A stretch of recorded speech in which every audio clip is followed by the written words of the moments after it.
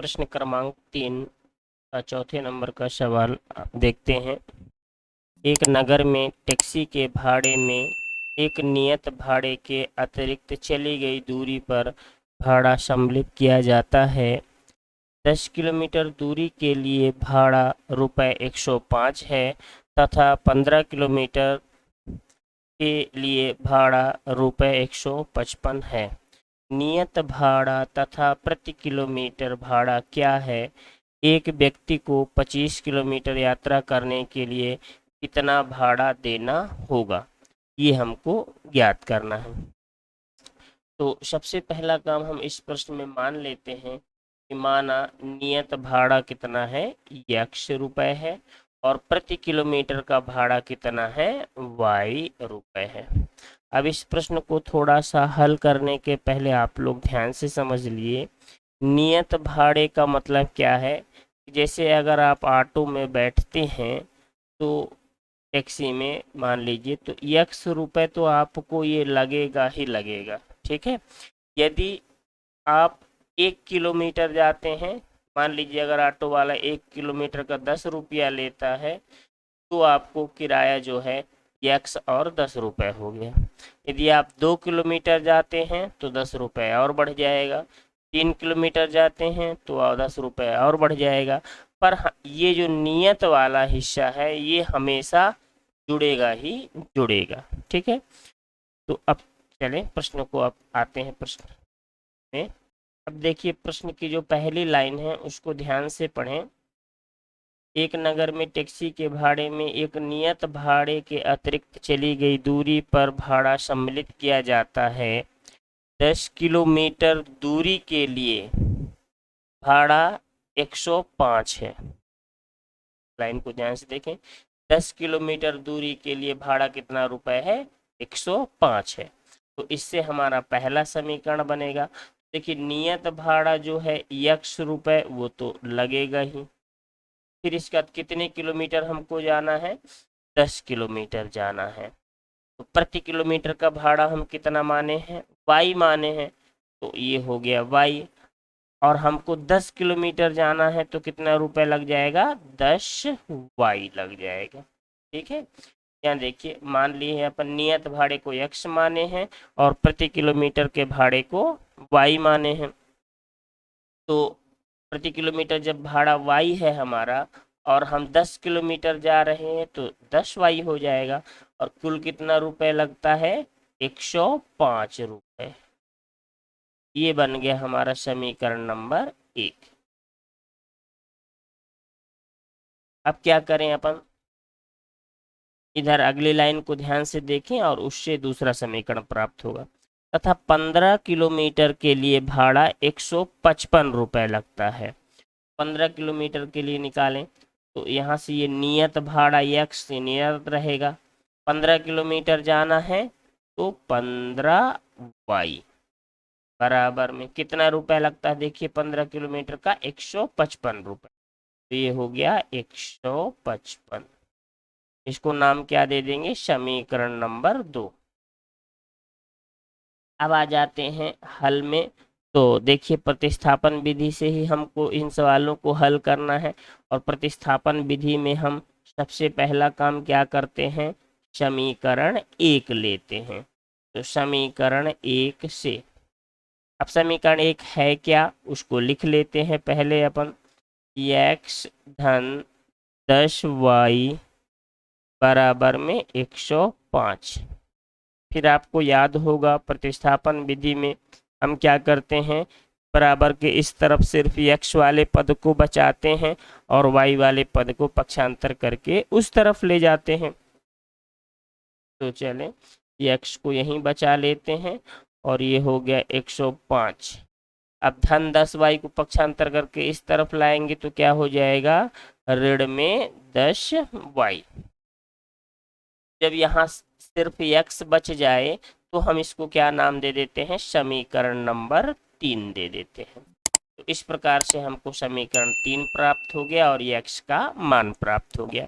फिर प्रतिस्थापन विधि में हम क्या करते हैं, समीकरण 3 प्राप्त होने के बाद जब हमको x का मान प्राप्त हो जाए तो हम इस x के मान को समीकरण 2 में रख देते हैं। तो चलें इसको समीकरण 2 में रख दें।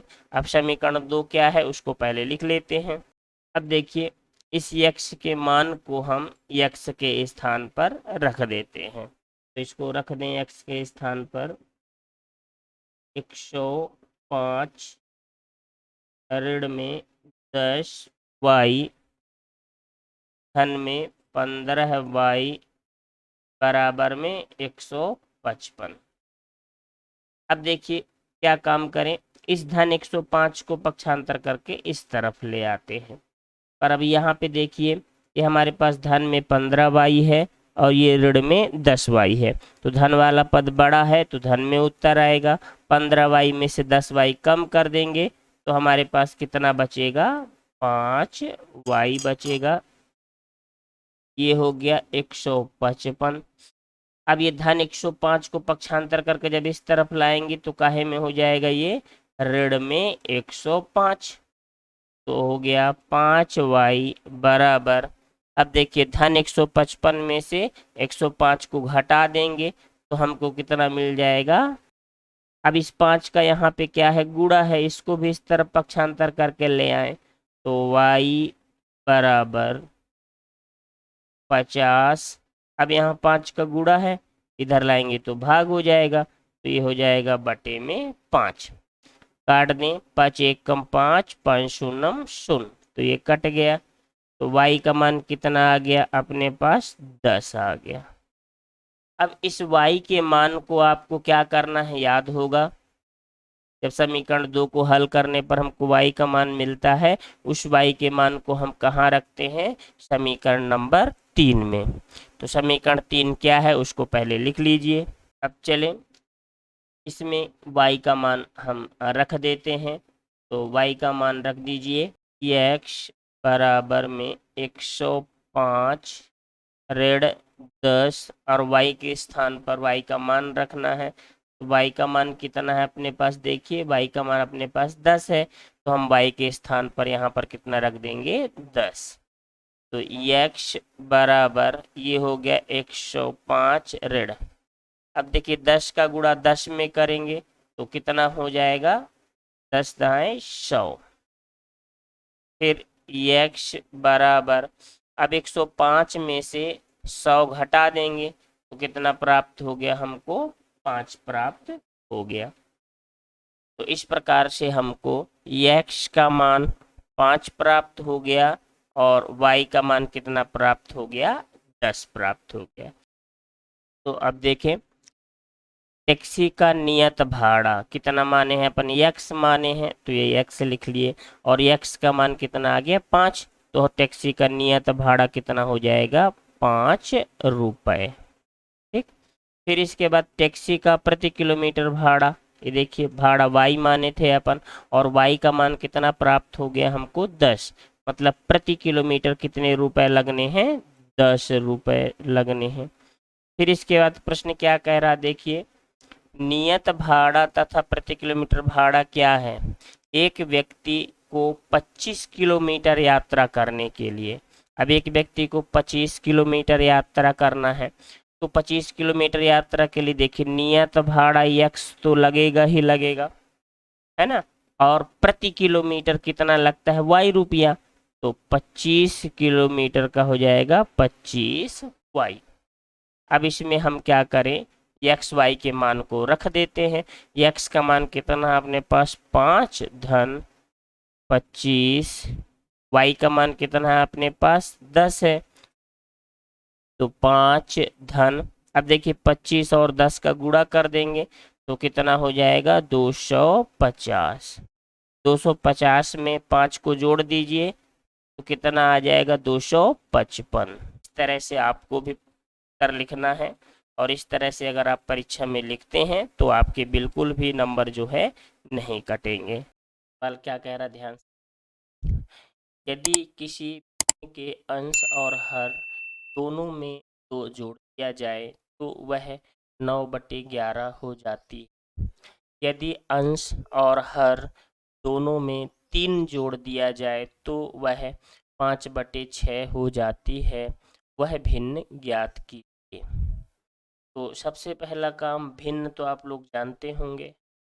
भिन्न में अंश और हर के रूप में दो संख्याएं होती हैं, जैसे हम बटे वाई है ना, तो ये हमारा अंश हो गया, हर हो गया। इसी प्रकार हम क्या करते हैं, भिन्न में अंश को हम क्या करते हैं, x मान लेते हैं और हर को क्या मान लेते हैं। और अंश को कहाँ लिखा जाता है, ऊपर लिखा जाता है, और हर को नीचे लिखा जाता है। इस तरह से हमारा भिन्न क्या बन जाएगा, x ए वाई। अब इसके बाद प्रश्न के अनुसार चलते हैं और हमको पहले दो समीकरण बनाना है। चलें, प्रश्न क्या कह रहा है उसको ध्यान से आपको देखना है। देखिए प्रश्न कह रहा है यदि भिन्न, वह भिन्न हम क्या माने हैं, x बटे वाई। लिख लेते हैं x बटे वाई। फिर प्रश्न कह रहा है किसी भिन्न के अंश और हर दोनों में दो जोड़ दिया जाए। तो अंश मतलब ऊपर वाली संख्या, हर मतलब नीचे वाली संख्या। तो दोनों में हमको क्या करना है, दो जोड़ देना है। चले दो को जोड़ देते हैं। अंश में भी आपको देना है और हर में भी तो जोड़ दिया जाए, तो वह कितना हो जाएगी भिन्न, 9/11। ये भिन्न किसके बराबर हो जाएगा, 9/11 के बराबर हो जाएगा। अब इसके बाद क्या काम करना है आपको, इसमें आपको तिर्यक गुणा कर दे। तिर्यक गुणा करेंगे, तिर्यक गुणा कैसे करते हैं, जैसे इस संख्या का इसके साथ कर दीजिएगा और इस संख्या का इसके, तो इस तरह से तिर्यक गुणा होता है।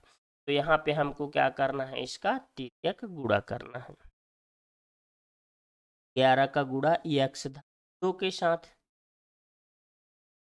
11 का गुणा कर देंगे x धन 2 के साथ। के बाद 9 का गुणा किस में कर देंगे अपन, y धन 2 के साथ। चले 9 का गुणा हम y धन 2 में कर देते, 9 का गुणा y धन ये हो गया। अब इसमें इसको गुणा करते हैं, देखिए 11 का गुणा करते हैं, 11 का गुणा x में करेंगे तो कितना हो जाएगा, 11 है x। फिर देखिए 11 का गुणा 2 के साथ करेंगे तो 11 दूनी 22। फिर 9 का गुणा y के साथ करेंगे तो हो जाएगा 9y। फिर 9 का गुणा 2 के साथ करेंगे तो 9 दूनी 18, ये होगी। अब हमको समीकरण का सही रूप बनाने के लिए क्या करना पड़ता है, आप इतने सारे समीकरण देख चुके हैं कि किसी समीकरण में x और y जो है अधिकतर सवालों में एक तरफ रहते हैं और बिना x y वाले पद एक तरफ। तो हम इस y वाले पद को उठा करके इस तरफ ले आते हैं, तो ये हो जाएगा 11x। 9y को पक्षांतर करके इस तरफ ले आएंगे तो क्या हो जाएगा, ऋण में 9y बराबर में ये हो गया 18। अब देखिए धन 22 को पक्षांतर करके उस तरफ ले जाएंगे तो क्या हो जाएगा, ऋण में 22 हो। फिर आगे चले, ये हो गया 11x ऋण में 9y बराबर में, अब देखें ऋण में 22 है और धन में 18 है, तो ऋण वाली संख्या बड़ी है तो ऋण में आएगा।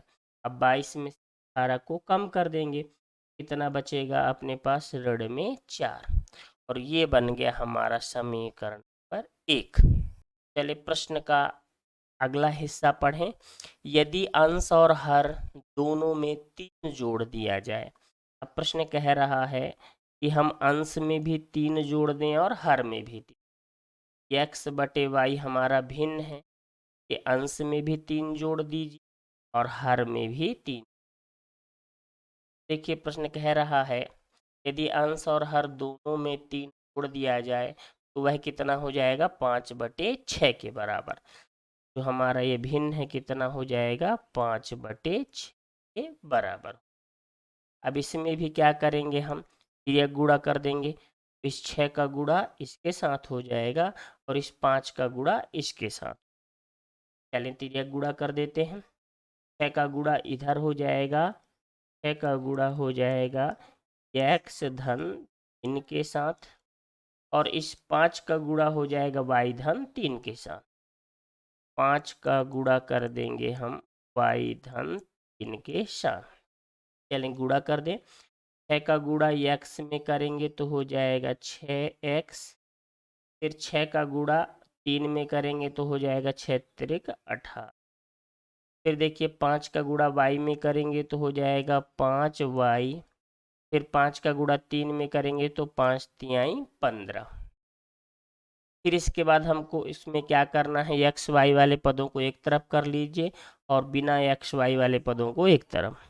तो धन 5y को पक्षांतर करके इस तरफ ले आते हैं तो 6x। अब देखिए धन 5y को इधर लाएंगे तो जाएगा ये ऋण में 5y बराबर।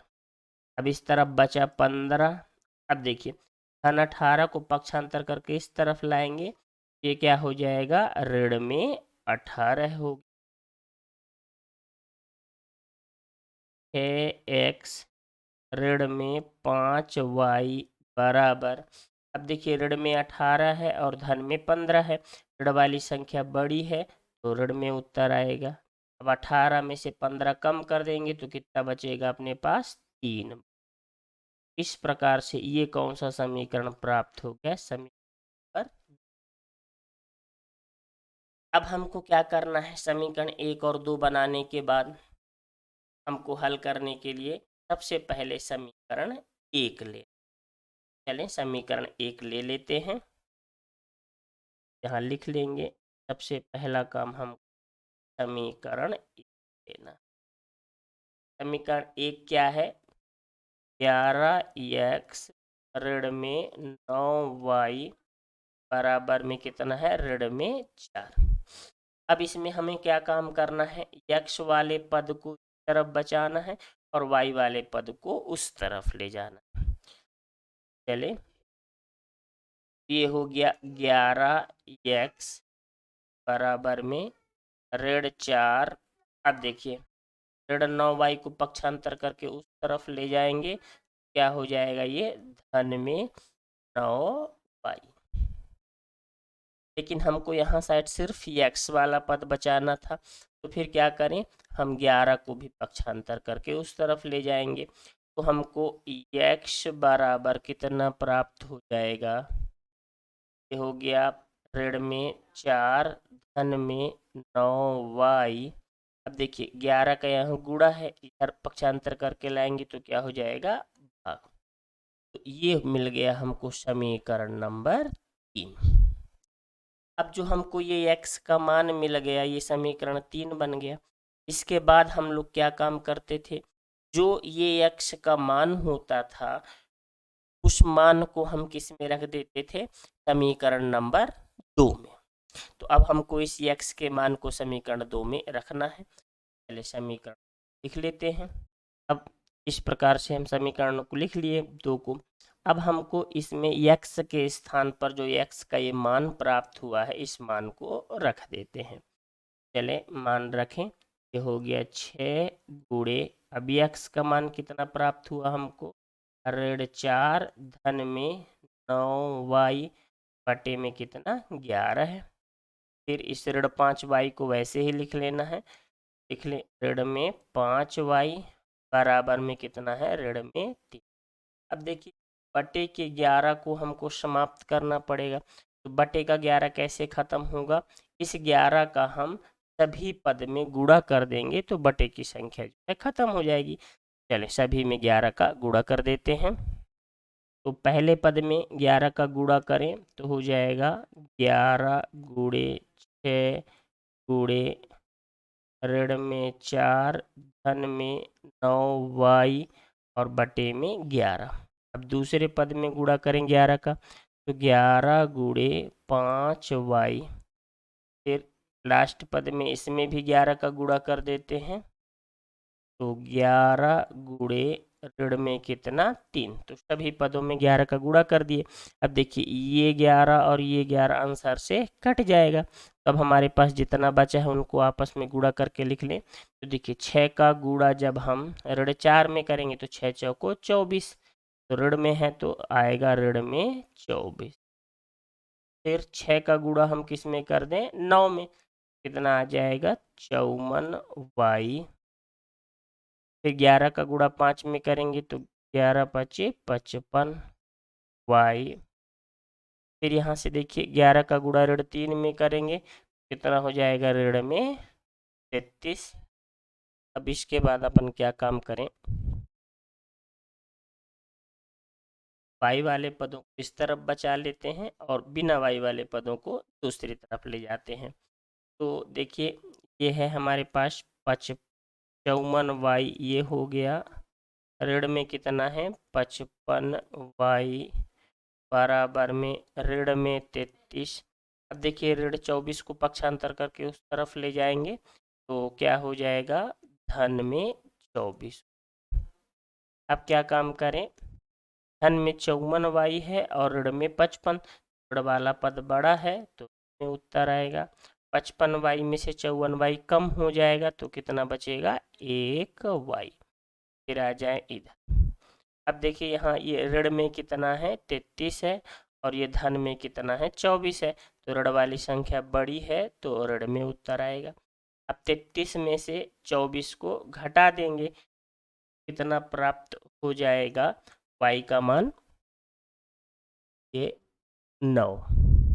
लेकिन अभी देखिए दोनों पक्षों से ऋण चिन्ह कट जाएगा तो हमको y का मान कितना प्राप्त हो गया 9 प्राप्त हो गया।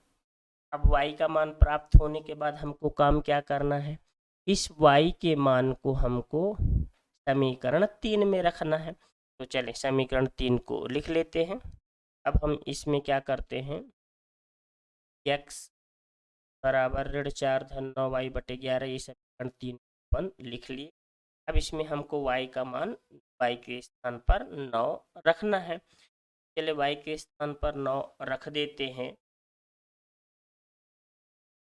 x बराबर ऋण में 4 धन 9 और y का मान कितना प्राप्त हो गया है, हम y का मान 9 प्राप्त हुआ है तो y के स्थान पर 9 रख देंगे, बटे में 11 हो गया।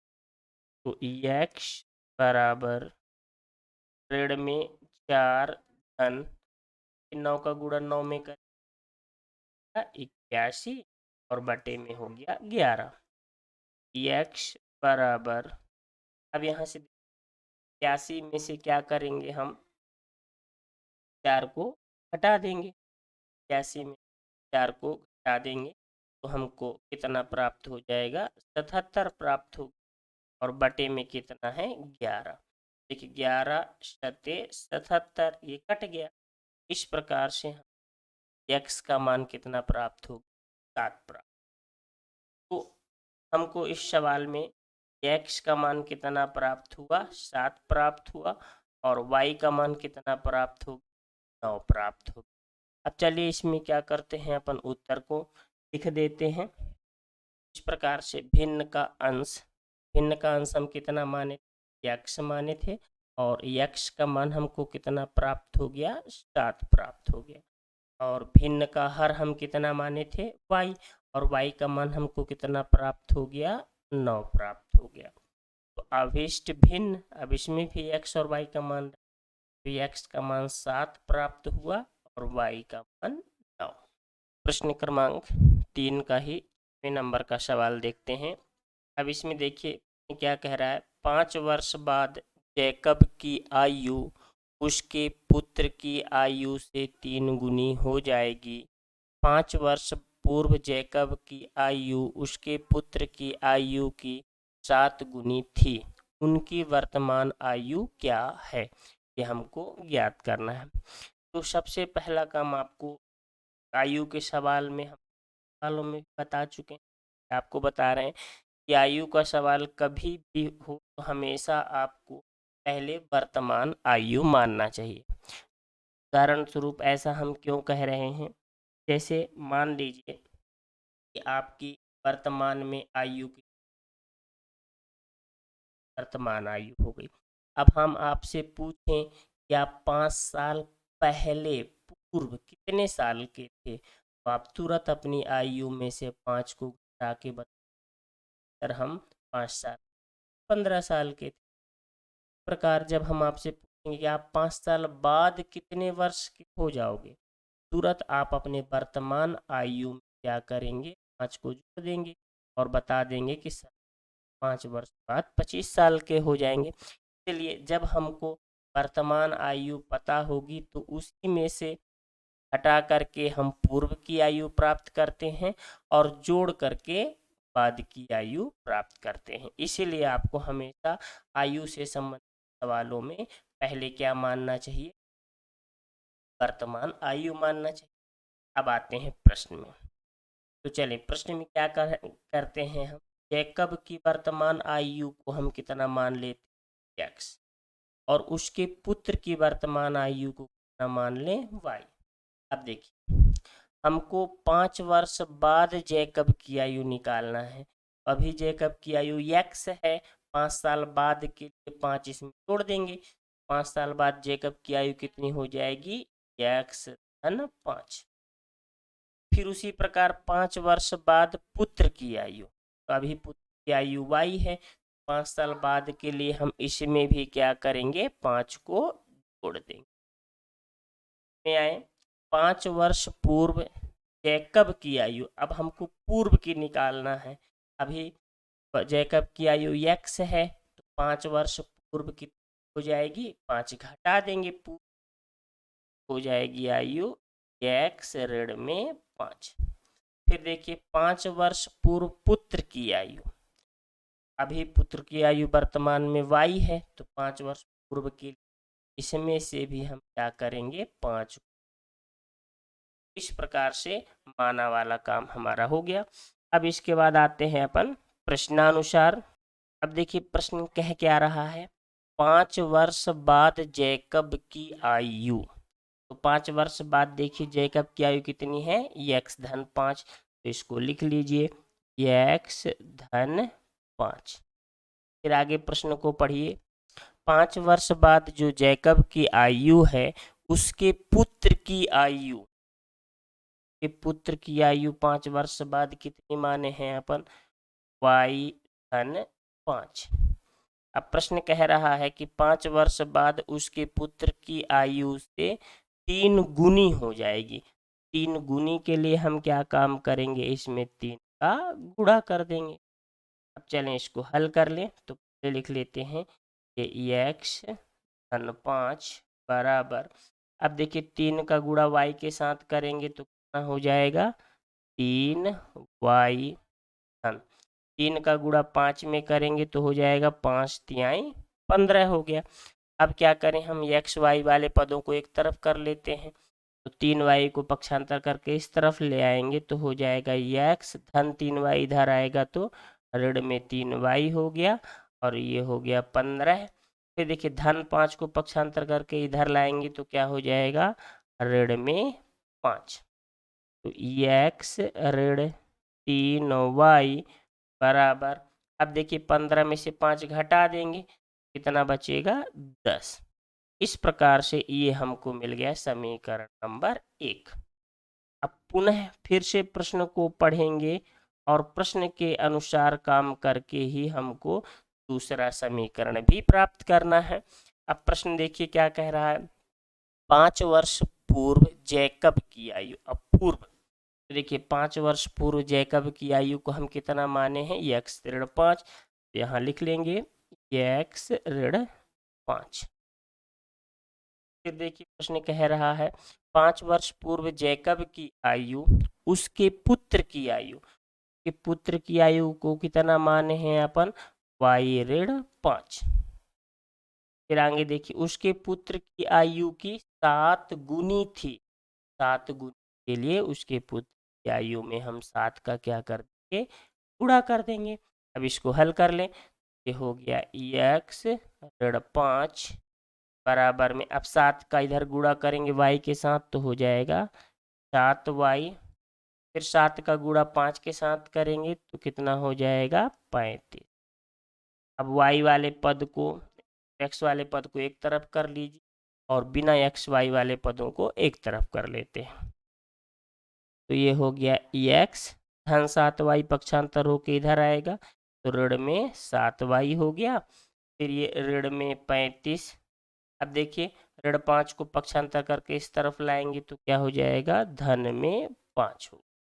तो x ऋण में 7y बराबर, अब देखिए ऋण 35 में से धन 5 कम हो जाएगा, कितना बचेगा अपने पास, ऋण में 30।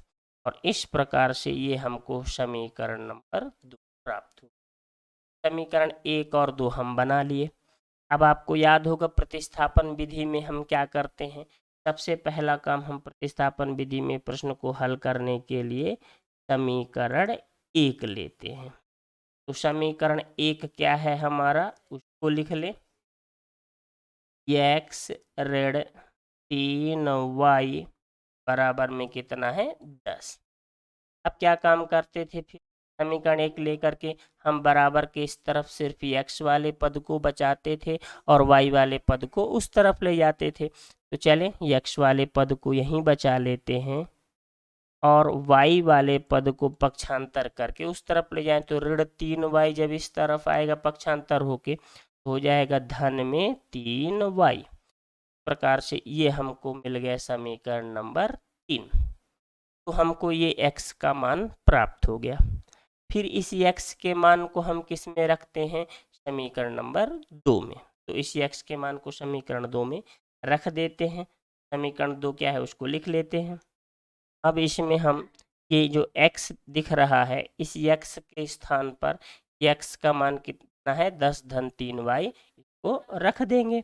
तो x का मान हो गया 10 धन में कितना है, 3y, ऋण में 7y बराबर में कितना है, ऋण में 30। अब इसके बाद क्या करें, y वाले पदों को इस तरफ रहने देते हैं और बिना y वाले पद को उस तरफ ले जाते हैं। तो यहाँ से देखिए ऋण में 7y है और धन में 3y, ऋण वाला पद बड़ा है तो ऋण में उत्तर आएगा।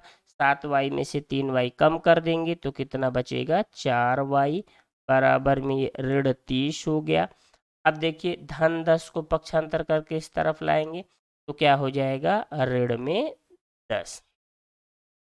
अब आगे चलें तो ये ऋण में 4y बराबर, अब यहाँ देखें ये ऋण में 30 और ये ऋण में 10, तो ऋण 30 और ऋण 10 दोनों ऋण में है तो जुड़ जाएंगे, तो ऋण में कितना हो जाएगा, 40 हो गया।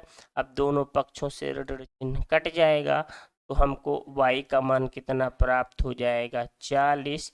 अब देखिए 4 का इधर गुणा है, इधर पक्षांतर करके लाएंगे तो क्या हो जाएगा, भाग, ये बटे में 4 हो गया। अब देखिए कट जाएगा, 4 एक कम 4 और 4 शून्यम 0। तो इस प्रकार से हमको y का मान कितना प्राप्त हो गया, 10।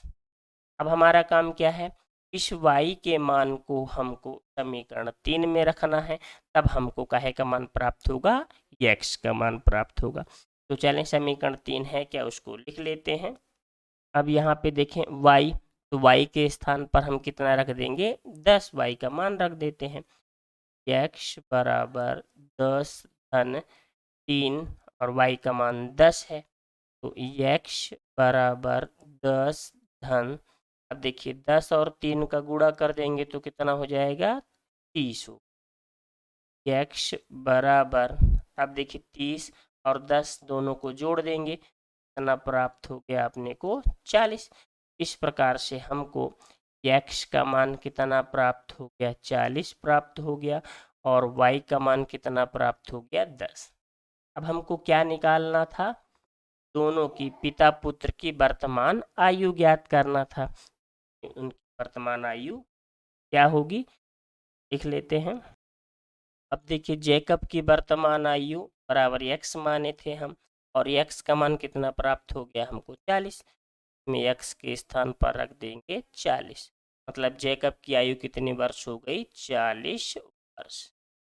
फिर इसके बाद देखिए जैकब के पुत्र की वर्तमान आयु को हम y माने थे और y का मान कितना प्राप्त हो गया हमको, 10, पुत्र की वर्तमान आयु कितनी हो जाएगी, 10 वर्ष।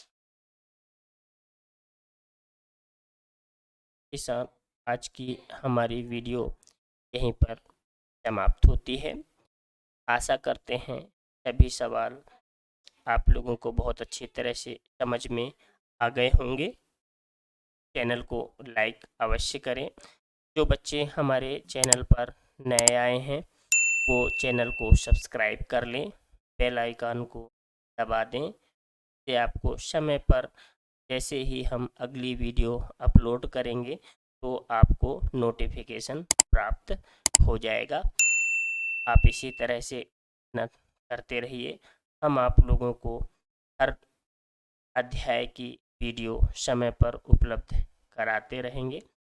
तो सभी बच्चों का बहुत बहुत धन्यवाद। आपका दिन शुभ हो।